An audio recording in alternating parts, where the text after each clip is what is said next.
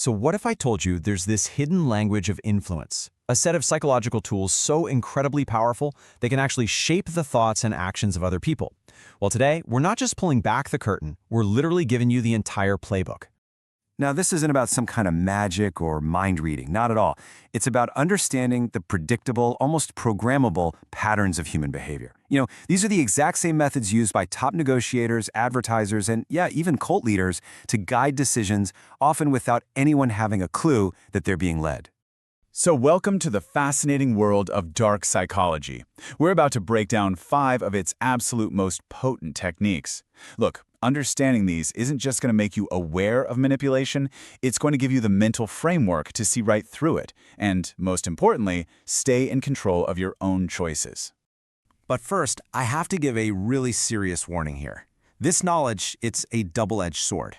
It's meant for defense, okay? Not for deception. Because if you misuse these techniques, believe me, the very first person you'll end up pushing away is yourself. This explainer is going to change how you see the world. So now that we've got that out of the way, let's proceed with caution. All right, our first technique coming in at number 5 on our countdown is called the reverse trap. This one expertly plays on a deeply ingrained human trait that honestly we all share, a powerful, almost knee-jerk resistance to being told what to do.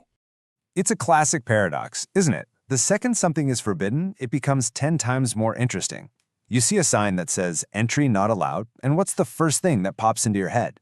I wonder what's in there. Prohibition doesn't kill curiosity, it pours gasoline on it, and the reverse trap, it harnesses that exact instinct. Just look at the difference here. A direct request, "Hey, can you do this for me?" It just invites a no. But when you frame it as a challenge, "I had this task, but, it's pretty tough. You probably can't do it." The whole dynamic shifts. Now, it's not about helping you anymore. It's about them proving their own capability. Their ego is now driving the very action you wanted them to take all along. So, from tapping into the ego, let's move on to technique number 4, the game of choices. This is where you see that real control isn't about using brute force. It's all about subtle architecture. It's about designing the path you want someone to walk down and making them think they chose it themselves. Just think about it for a second. If you go to a restaurant and they hand you a blank piece of paper and say, "Order anything," that's stressful. But a menu with a few really good choices, that feels empowering. We don't actually want total chaotic freedom. We crave the feeling of making a smart choice from a limited, curated set. And that right there is the psychological sweet spot. And this illustrates it perfectly. Asking, "Want to go out?" leaves the door wide open for a simple no.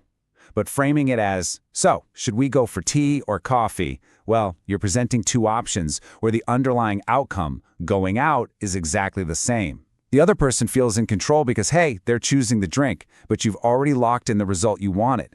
And once you see this pattern, I promise you are going to see it everywhere. Buy one, get one isn't a choice to save money. It's a choice between buying 1 item or buying 2. That limited time offer, it's designed to make you choose now. And in politics, my gosh, the debate is almost never, should we do something? It's, should we choose plan A or plan B? In every single one of these cases, the big decision was already made for you. All right, next we're going to delve into a much darker, more insidious tool, the weapon of guilt. This is manipulation at its most subtle.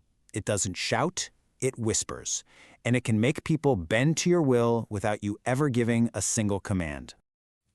This is the difference between pushing against a solid wall and getting someone to dismantle that same wall brick by brick themselves.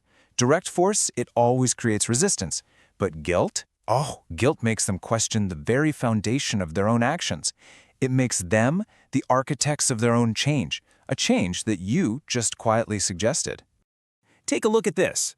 "You never have time for me" is a straight-up attack. It triggers their defense shields immediately. But a passive sigh, followed by, "It's okay, I get it, everyone has their own life," does the complete opposite. It bypasses the shields and plants a tiny seed of self-doubt. You haven't made a demand. You've just held up a mirror, and they're the ones who flinch at their own reflection.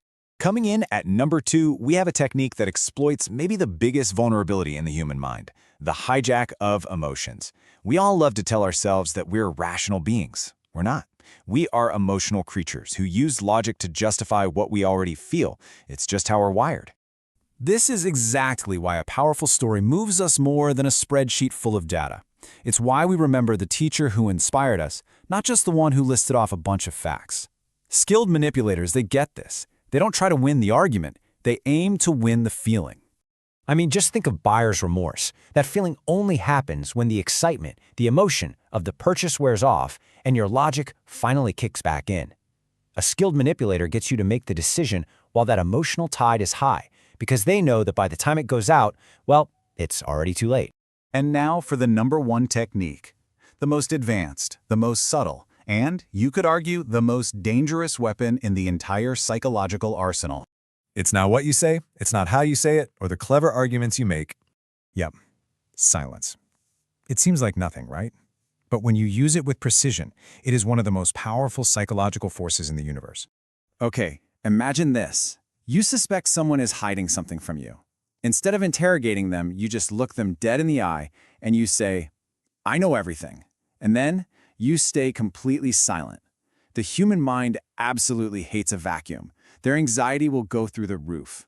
You see, you haven't accused them of anything specific. You've just created this void, and their own guilt and fear will rush in to fill it. They end up confessing, not to you, but to the silence you created. The person who talks more reveals more. They're just laying all their cards on the table. But the one who masters silence, they force everyone else to show their hand first. Real power isn't about being the loudest voice in the room. It's about being the most controlled. So, after exploring all these really powerful techniques, let's bring it all back to the most important point. The goal here is not to learn how to manipulate people. It's to understand the dynamics at play so that you can protect yourself. Because the greatest power you'll ever find isn't in controlling other people, but in mastering yourself. So, this knowledge, it's yours now. It has the power to literally change how you interact with the entire world. The only question left is, how are you going to let it change you?